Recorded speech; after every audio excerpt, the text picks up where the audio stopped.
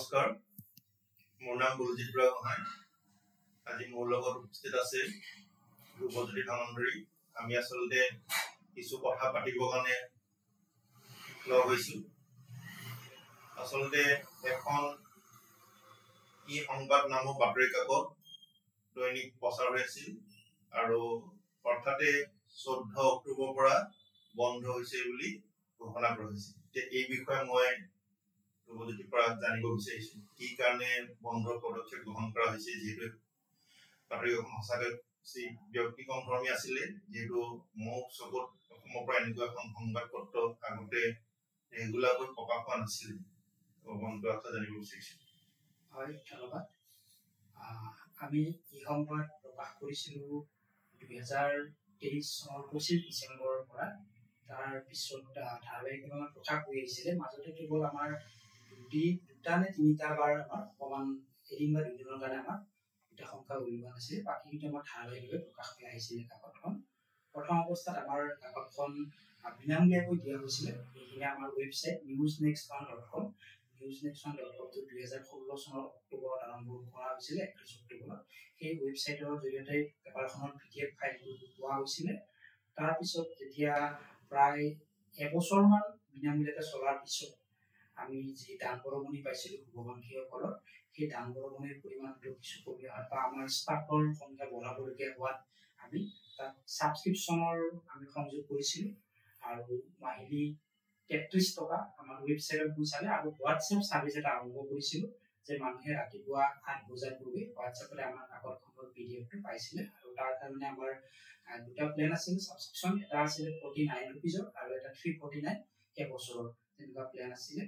আৰু সেইমতে আমি যথেষ্টখিনি প্ৰথম অৱস্থাত কিছু সঁহাৰিও পাইছিলো আৰু যিখিনি আমাক লাগিছিলে গোটেই কাকতখন চলি থাকিব পৰাকৈ সেয়া সম্ভৱ নহ'ল। আমি মাত্ৰ যেতিয়াৰ পৰা আমি ছাবস্ক্ৰিপশ্যনটো আৰম্ভ কৰিলো, প্ৰথম অৱস্থাত আমি 16 এপ্ৰিলত আমি এটা ট্ৰায়েল বেচিছত ছাবস্ক্ৰিপশ্যন আৰম্ভ কৰিছিলো। তাৰপিছত আমি ফুললি ছাবস্ক্ৰিপশ্যনটো আৰম্ভ কৰিলো আপোনাৰ চাগে আমি আগষ্ট মাহত আৰম্ভ কৰিলো। আগষ্টৰ পৰা এইখিনি সময়ত আমি যি প্ৰচাৰ চলালো ছ'চিয়েল মিডিয়াতে হওক বা আমাৰ স্থানীয় সংবাদদাতাসকলৰ জৰিয়তে আমি প্ৰায় 400 পৰা 500 আমি ছাবস্ক্ৰাইবাৰ পাবলৈ সমৰ্থ হৈছিলো, মাহেকীয়া ছাবস্ক্ৰাইবাৰ। তো সেইখিনিয়ে মানে আমাৰ যিখিনি খৰচ হয় ৱেবছাইটৰ হষ্টিং, ষ্টাফৰ দৰমহা, সেইখিনি আমাৰ দিয়াটো অলপ কঠিন হৈ আহিলে আৰু ফলত আমি কি কৰিবলগীয়া হ'ল যে বন্ধ কৰিব লগা হ'ল, এটা পৰিস্থিতি হ'ল। এতিয়া আচলতে মই ভাবো কাকতখনৰ যিমান প্ৰচাৰ প্ৰসাৰ হ'ব লাগিছিলে, অসম তথা দেশ বিদেশৰ প্ৰবাসী অসমীয়াসকলো এইটো বিষয়ে হয়তো জ্ঞাত হোৱা নাছিলে। যিহেতু মই আজি ৰাতিপুৱা কাকতখনৰ বিষয়ে বিভিন্ন ধৰণৰ ছ'চিয়েল মিডিয়া গ্ৰুপ, হোৱাটছএপ গ্ৰুপত যেতিয়া লিখিছিলো, তেতিয়া কৈছে যে কাকতখনৰ বিষয়ে আমি জ্ঞাত নহয়। আৰু সেইকাৰণে মই এই কথোপকথনটো আৰম্ভ কৰিছো, যাতে কাকতখন অসমৰ চুকে কোণে, ভাৰতবৰ্ষৰ চুকে কোণে তথা পৃথিৱীৰ বিভিন্ন প্ৰান্তত থকা প্ৰবাসী অসমীয়াসকলে যাতে কাকতখনৰ কথা গম পায়। আৰু নিউজ নেক্সট ওৱানৰ যিটো ৱেবছাইটত পুৰণি সংখ্যাবিলাক উপলব্ধ হৈ আছে, গতিকে তেতিয়া অন্ততঃ এটা আভাস পাব পঢ়ুৱৈসকলে যে কাকতখন কেনেকুৱা ধৰণৰ আছিলে। আৰু মই ভাবো এই ভিডিঅ'টো যিসকলে দেখা পাব তেওঁলোকে হয়তো কাকতখনৰ বিষয়ে অৱগত হ'ব আৰু তেওঁলোকৰ নেটৱৰ্কতো যদি কাকতখনৰ বিষয়ে জনাই দিয়ে, যিহেতু অসমীয়া ভাষা সংস্কৃতিৰ কাৰণে এনেকুৱা ধৰণৰ কাকতৰ প্ৰয়োজনীয়তা আছে বুলি মই অনুভৱ কৰোঁ। সেইকাৰণে মই আচলতে এই ভিডিঅ'টো কথোপকথনটো আৰম্ভ কৰিছো। এতিয়া মই ভাবো কাকতখনৰ কিছুমান পদক্ষেপ গ্ৰহণ কৰিলে ভাল বুলি ভাবো। মই যিটো ইমান দিনে কাকতখন দেখা পাই পেলাই ক'ব বিচাৰিছো যে কাকতখনত আচলতে আজিকালি দেখা পোৱা সকলো সংবাদ পত্ৰতে, আৰু মই কওঁ যে প্ৰিণ্ট মিডিয়াৰ লগত বা ই সংবাদ কোনো প্ৰতিদ্বন্দ্বী নহয়, যিটো সকলোৱে ইলেক্ট্ৰনিক মাধ্যমেই হওক বা প্ৰিণ্টেড মাধ্যমেই হওক বা আৰু ই সংবাদেই হওক অনলাইন মাধ্যম, সকলোৱে পৰস্পৰে ইজনে সিজনক সহায় কৰি আগবাঢ়িব লাগিব। কোনো ভাবিব নালাগে যে প্ৰিণ্ট মিডিয়া পিছ পৰি যাব, ইলেক্ট্ৰনিক মিডিয়া আগবাঢ়ি যাব বা ডিজিটেল মিডিয়া আগবাঢ়ি, তেনেকুৱা ধৰণৰ কথা মই নভাবিলে ভাবো। এতিয়া কাকত এখনৰ সকলোৱে দেখা পাওঁ যে এখন সম্পাদকীয় পৃষ্ঠা থাকে। মই ভাবো যে ই সংবাদেও সম্পাদকীয় পৃষ্ঠা এটা পৃষ্ঠা নহলে আধা পৃষ্ঠা হ'লেও নিয়মীয়াকৈ প্ৰকাশ কৰিলে ভাল হয় নেকি, মই ভাবো। হয়, আমাৰ আমি সম্পাদকীয় পৃষ্ঠা এটা ৰাখিছিলো। পিছত এনেকুৱা হ'ল যে আমাৰ ষ্টাফ আমাৰ প্ৰথম অৱস্থাত যিখিনি আমি ৰাখিছিলো, যেতিয়ালৈকে আমাৰ ডনেশ্যনখিনি আমাৰ আহি আছিলে দান বৰঙণিখিনি, তেতিয়ালৈকে আমাৰ ষ্টাফ আছিলে। পিছত আমাৰ দুজন ষ্টাফক আমি মানে আমাৰ কামৰ পৰা যিহেতু দৰমহা সময়মতে দিব পৰা নগ'ল, আৰ্থিক অৱস্থাটো আমাৰ টনকিয়াল হৈ নপৰা, তেতিয়া আমি সেই সম্পাদিত পৃষ্ঠাটো বন্ধ কৰি দিবলগীয়া হ'ল, কেৱল বাতৰিখিনি আমাৰ দিবলগীয়া হ'ল। কিন্তু আমাৰ সেই পৰিকল্পনাটো আছে। এতিয়া কালি যিটো আমাৰ কাকতখন বন্ধ হোৱাৰ খবৰ পাই যথেষ্ট সংখ্যক শুভাকাংক্ষী, যদিও আমি বহুল প্ৰচাৰ কৰিব পৰা নাছিলো, যিহেতু আমাৰ টিমটো সৰু টিম আছিলে আৰু আমাৰ সৈতে যিখিনি সাংবাদিক জড়িত হৈ আছে সেইখিনি সাংবাদিক আচলতে লিখা মেলা কৰা সাংবাদিক, বেকগ্ৰাউণ্ডত থকা সাংবাদিক, গতিকে মানুহে তেখেতসকলৰ কেছটো চিনি নাপায়। তো সেইকাৰণে আমাৰ প্ৰচাৰটো যথেষ্ট সীমাবদ্ধ হৈ আহিছিলে। হৈ থাকিলেও কিন্তু সেই লোকসকলে কৈছে যে কাকতখন আকৌ আৰম্ভ কৰক। মোলৈও যথেষ্ট মেছেজ আহিছে, ফেচবুকতো, হোৱাটছএপতো, ফোনতো আহিছে। আমাৰ স্থানীয় প্ৰতিনিধিসকলকো কৈছে, অকণমান সাহস আহিছে, গতিকে যেন আকৌ আৰম্ভ কৰোঁ। কিন্তু এইবাৰ ধৰক পুনৰ যাতে আকৌ আমি এনেকুৱা এটা অৱস্থালৈ যাবলগীয়া নহয়, সেইটো যাতে আমি কৰিব পাৰোঁ, সেই দিশখিনি মই এবাৰ চাই লৈছোঁ, সকলোকে দিয়া পৰামৰ্শ, সাহসখিনি। আৰু যদি আমি নতুনকৈ এতিয়া আৰম্ভ কৰোঁ, নতুন উদ্যমেৰে, তেতিয়া আমি নিশ্চয় সম্পাদিত পৃষ্ঠা এটা আমি সংযোগ কৰিব পাৰিম। আৰু মই ভাবো যে বিজ্ঞাপন উপায় আচলতে মই ভাবো যে আৰ্থিকভাৱে লাভৱান হ'ব পাৰি। যিটো বিজ্ঞাপন এতিয়া গ্ৰন্থমেলা অসমৰ চৌপাশে হ'ব ধৰিছে, গতিকে কিতাপৰ বিজ্ঞাপনে হওক বা যিকোনো ধৰণৰ বিজ্ঞাপন, যিটো বিজ্ঞাপন কাকতখনৰ কাৰণে উপযুক্ত বুলি বিবেচিত হয়, সেইটো যদি মই ভাবো যে আৰু যিসকলে আৰ্থিকভাৱে সহায় সহযোগিতা আগবঢ়ায় তেওঁলোকৰ অনুমতি সাপেক্ষে মই ভাবো যে কাকতখনত তেওঁলোকৰ নাম উল্লেখ কৰি কৃতজ্ঞতা স্বীকাৰ কৰিব পৰা যায়। আৰু সেইদৰে এতিয়া যেনেকে অসমৰ চুকে কোণে সংবাদদাতা নিয়োজিত কৰা হৈছে, সেইদৰে ভাৰতবৰ্ষৰ চুকে কোণে বা পৃথিৱীৰ বিভিন্ন প্ৰান্তত থকা প্ৰবাসী অসমীয়াসকলেও যদি তেওঁলোকৰ যিটো বিভিন্ন ধৰণৰ অনুষ্ঠান আয়োজন হয়, তেওঁলোকৰ সংবাদবিলাকো যদি যিটো যোগাযোগৰ এটা সংযোগ ক্ষেত্ৰ বুলি ক'ব পাৰি, ই সংবাদৰ যোগেদি কৰিব পৰা যায়। গতিকে এইটো যদি অলপ বিবেচনা কৰা যায়, আৰু যিসকল পঢ়ুৱৈ আছে তেওঁলোক কোন কোন ঠাইৰ পৰা পঢ়ুৱৈ হৈছে তেওঁলোকৰ বিষয়ে যদি এটা সাৰ্ভে কৰি পেলাই যদি এটা এনালাইচিছ সময় দিয়া যায় যে আমাৰ ইমান ডুবাইৰ পৰা ইমানজন আছে, ছিংগাপুৰৰ পৰা ইমানজন আছে, থাইগাহক আমেৰিকাৰ পৰা ইমানজন আছে, লণ্ডনৰ পৰা, তেতিয়া ভাবো যে তেতিয়া তেওঁলোকৰ নেটৱৰ্কৰ মাজত তেওঁলোকে প্ৰচাৰ কৰিব পাৰিব। মই ভাবো যে যিহেতু 200 টকা বা 500 টকা এটা যিটো আমি মোবাইল ৰিচাৰ্জ কৰোঁতে আমাৰ সকলো আজিকালি হাতে হাতে কভিডৰ পিছতে স্মাৰ্টফোন এটা আছে, যিটো এইটো কাকতখনে সাধাৰণ জ্ঞানৰ তথ্য দিব, অসমীয়া ভাষা সংস্কৃতিৰ বিষয়ে জ্ঞান এটা দিব।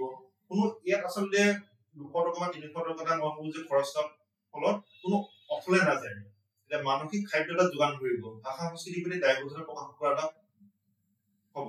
গতিকে মই ভাবো যে এইটো অন্তত কৰিলে ভাল হয় নেকি, মোৰ ফালৰ পৰা অপিনিয়ন দিছে। আৰু মই ভাবো যদি ৱেবছাইটৰ যোগেদি এটা ব্যৱস্থা যদি ৰখা যায়, বিভিন্ন জনৰ পঢ়ুৱে যদি তেওঁলোকৰ মতামত যদি প্ৰদান কৰে, কিদৰে আগবাঢ়ি গ'লে বাতৰি কাকতখন স্থায়ীভাৱে চলি যাব আৰু ইয়াৰ পৰামৰ্শ এটা ব্যৱস্থা কৰিলে ভাল হয় নেকি? হয়, আপুনি খুব সুন্দৰ কথা কৈছে, যথেষ্ট সাহস পাইছোঁ এই হতাশাৰ মাজতো। তো যেতিয়া আমাৰ কাকতখন বিনামূলীয়াকৈ আমি দিয়েছিলোঁ আমাৰ ৱেবছাইটত, তেতিয়া দেখিছিলোঁ যে আমাৰ অসমৰ বাহিৰৰ ৰাজ্যসমূহৰ পৰাও যথেষ্ট চাইছিলে। আমি যিহেতু ৱেবছাইটত ট্ৰেক কৰিব পাৰিম, ক'ৰ পৰা ক্লিক কৰে, কোন ঠাইৰ পৰা ক্লিক কৰে। কানাডাৰ পৰাও যথেষ্ট সংখ্যক আমাৰ ৰিডাৰ্ছ আছিলে, আপোনাৰ মিডল ইষ্টৰ পৰা আছিলে, অষ্ট্ৰেলিয়াৰ পৰা আছিলে, মানে পৃথিৱীৰ বিভিন্ন প্ৰান্তৰ পৰা আছিলে। যেতিয়া আমি ছাবস্ক্ৰিপশ্যনটো লগাই দিলোঁ, আমাৰ যিহেতু আমি আৰু এটা কথা এইখিনিতে ক'ব লাগিব যে বহুতে ভাবিব পাৰে যে কাকতখন আচলতে কাৰ হয়, কি কাকতখন আচলতে আমাৰ সপোন আছিল, আমাৰ কেইজনমান সাংবাদিক, যিকেইজন সাংবাদিকে মুক্ত আৰু স্বতন্ত্ৰ সাংবাদিকতাত বিশ্বাস কৰে, যিয়ে লাভবিহীন সাংবাদিকতাত বিশ্বাস কৰে, যে এখন এনে এটা সংবাদ প্ৰতিষ্ঠান, যিটো সংবাদ প্ৰতিষ্ঠানৰ কোনো এজন নিৰ্দিষ্ট মালিক নাথাকিব, ৰাইজৰ দান বৰঙণিৰে চলিব, সেই ধৰণৰ এটা আমি কনচেপ্টেৰে আগবাঢ়িছিলোঁ। গতিকে ৰাইজে দান বৰঙণি দিব আৰু পঢ়ুৱে যিটো ধন দিব, পঢ়ুৱে কাকতখন পঢ়ি যিটো ধন দিব, সেই ধনেৰে আমি কাকতখন প্ৰকাশ কৰি থাকিম, আমাৰ ৱেবছাইটটো চলাই থাকিম, বা পিছলৈ আমি ভিডিঅ'ৰ ব্যৱস্থাও আমি কৰিব পাৰিম। কাৰণ এটা কথা এইখিনিতে ক'ব লাগিব যে যেতিয়া আপুনি শাসক পক্ষৰ কোনো ব্যক্তিয়ে কাকত এখন চলাব, সংবাদ প্ৰতিষ্ঠান এটা চলাব, তাত নিশ্চয় শাসক পক্ষৰ কথা বেছিকৈ গুৰুত্ব দিয়া হ'ব, বিৰোধী পক্ষ হ'লে বিৰোধীটো গুৰুত্ব দিয়া হ'ব, বা ব্যৱসায়িক পুঁজিপতিসকলে হ'লে পুঁজিপতিৰ স্বাৰ্থত গুৰুত্ব দিব। সেই জনতাৰ স্বাৰ্থত মাত মতাৰ কাৰণে আচলতে আমি এই ব্যৱস্থাটো সপোনটো দেখিছিলোঁ। মই ধৰক যিখিনি সময়ছোৱাত মই সাংবাদিকতা কৰি মোৰ 15 বছৰ 16 বছৰ হ'ল সাংবাদিকতাৰ ক্ষেত্ৰত, বিভিন্ন সংবাদ প্ৰতিষ্ঠানত মই কাম কৰিলোঁ, শাসক পক্ষৰ হওক, বিৰোধী পক্ষৰ হওক, বা ব্যৱসায়িক গোষ্ঠীৰে হওক, পুঁজিপতি গোষ্ঠীৰে হওক, তাত দেখিলোঁ যে সাংবাদিকসকলে প্ৰকৃত স্বাধীনতা নাপায়। মই এইটো কথা কোৱা নাই যে সাংবাদিকসকলে কাৰোবাৰ চুটলি মতে কাম কৰি আছে, কিন্তু নিজৰ মতে কাম কৰিছে সকলোবিলাক সাংবাদিক, কিন্তু তাৰ মাজত কেতিয়াবা এনেকুৱা পইণ্ট আহিছে, সেই চাপ এটা কিন্তু আহিছে, সেই চাপটো কাম কৰাটো দিগদাৰ হৈ পৰে কিছুমান ক্ষেত্ৰত। গতিকে তাৰ কাৰণে যাতে প্ৰকৃতাৰ্থত ৰাইজৰ সংবাদ মাধ্যম হ'ব পাৰে, জনতাৰ কণ্ঠ হ'ব পাৰে, ভয় কৰা তেনেকুৱা এটা আমি সেই ধৰণৰ সংবাদ প্ৰতিষ্ঠান এটা মোৰ বঢ়িয়াৰ সপোন আছিল আৰু সেইকাৰণে এই উদ্দেশ্যটো লৈ আমি আগবাঢ়িছিলোঁ। কিন্তু আমাৰ এই বিষয়টোৰ প্ৰতি এইটো যিটো এটা কষ্টকৰ পথ, সেই ইয়াত সহযোগিতা আগবঢ়োৱা আমাৰ টিমৰ সংখ্যাটো যথেষ্ট তাকৰ সংখ্যা, আমি ৫-৬জন সাংবাদিক। গতিকে এইখিনি সাংবাদিকৰ জৰিয়তে আমি গোটেই অসমৰ ৰাইজক জাগ্ৰত কৰা, এই বিষয়টো মুক্ত আৰু স্বতন্ত্ৰ তথা লাভবিহীন সাংবাদিকতাৰ কথা কোৱাটোও মানে জনোৱাটো আমাৰ কাৰণে অলপ অসম্ভৱ হৈ পৰিছিলে। আজি আপুনি ধৰক মোক এইখিনি প্ৰশ্ন কৰিছে বা এনেকৈ এটা প্লেটফৰ্ম দিছে কথাখিনি ক'বৰ কাৰণে, হয়তো ২-৪জন মানুহে গম পাব, আমাৰ সাহস পাম। গতিকে সেই ধৰণৰ কথাটো আপুনি যিটো কথা কৈছে বিজ্ঞাপনৰ, সেই ধৰণৰ ব্যৱস্থাখিনি আমি কৰিব পাৰিম। বা কোনোবাই যদি আমাক দান বৰঙণি দিয়ে, আমাৰ ৱেবছাইটতো তেনেকুৱা ব্যৱস্থা আমাৰ আছে। কিন্তু তাৰ অৰ্থ এইটো নহয় যে মাজতে এইখিনিতে মই আৰু এটা কথা ক'ব লাগিব, ক'ভিডৰ সময়ত আমি যেতিয়া ২০২০ চনত ক'ভিড আৰম্ভ হৈছিল, তেতিয়া আমি প্ৰথম মুক্ত আৰু স্বতন্ত্ৰ লাভবিহীন মানে ডোনেশ্যন ব্যৱস্থাৰে আমি আৰম্ভ কৰিছিলোঁ। তাৰ আগতে আমি নিজাববীয়াকৈ নিজৰ হাততে ২-৪জন আমাৰ সাংবাদিকৰ নিজৰ হাতত পইচা খৰচ কৰি আমি উলিয়াইছিলোঁ। সেইটো সম্ভৱ নহয়। আমি ২০২০ চনত ক'ভিডৰ সময়ত আমি দান বৰঙণি দি পেলাই আমি চলা সেই ব্যৱস্থাৰে আমি আৰম্ভ কৰিছিলোঁ। তাৰপিছত ভাবিছিলোঁ যে অসমৰ মানুহে আমাক ক'ত দান বৰঙণি দিব, তেনেকুৱা এটা ৱেবছাইট এটা কাৰণে। পিছত দেখিলোঁ এদিন আমাৰ যিটো অফিচৰ নিউজ নেক্সনৰ একাউণ্ট তাত ৫,০০০ টকা এটা কমাই আছে। তাৰপিছত মোৰ মেছেঞ্জাৰত মেছেজ আহিলে যে এজন বিশেষ ব্যক্তি, তেখেতক আজি মই ধন্যবাদ জনাই ক'ব বিচাৰিছোঁ। তেখেতৰ নামটো আছিলে দিগন্ত বৰা। দিগন্ত বৰাই ৫,০০০ টকা তেতিয়া দিলে, তেতিয়া মই যথেষ্ট সাহস পালোঁ। আৰু তাৰপিছত তেতিয়া মোৰ লগত বেছি সহযোগীও নাছিলে। আমাৰ বাকী যিসকল নিউজ নেক্সনৰ, আপুনি প্ৰথম আমাৰ ২০১৬ চনত যেতিয়া আমি উন্মোচন কৰিছিলোঁ, আপুনিও উন্মোচক হিচাপত আছিলে, তেতিয়া আমাৰ টিমটো যথেষ্ট ডাঙৰ আছিলে। পিছত মানুহবিলাক আমি দৰমহা দিব নোৱাৰাত মানুহবিলাক গুচি গ'ল। তেতিয়া আপোনাৰ সেই মানুহজনে যেতিয়া ৫,০০০ টকা এটা ডোনেশ্যন দিলে, মই যথেষ্ট সাহস পালোঁ, মই আৰু মোৰ বন্ধু দুজন। তেতিয়া আমি সেই ক'ভিডৰ সময়ত আমি বিভিন্ন তেনেকুৱা অনুসন্ধানমূলক বাতৰিও পঢ়িছিলোঁ। ফোনেৰে আমি সেই ঠাইত মাজতে এটা হত্যাকাণ্ড হৈছিলে, শুৱালকুছি ফালে সনাতন হত্যাকাণ্ড, তাত লৈ যথেষ্ট সাম্প্ৰদায়িক বাতাবৰণ হৈছিলে। সেইটো কথাক লৈ যথেষ্ট আমি গুৰুত্বসহকাৰে বাতৰিটো প্ৰকাশ কৰিছিলোঁ।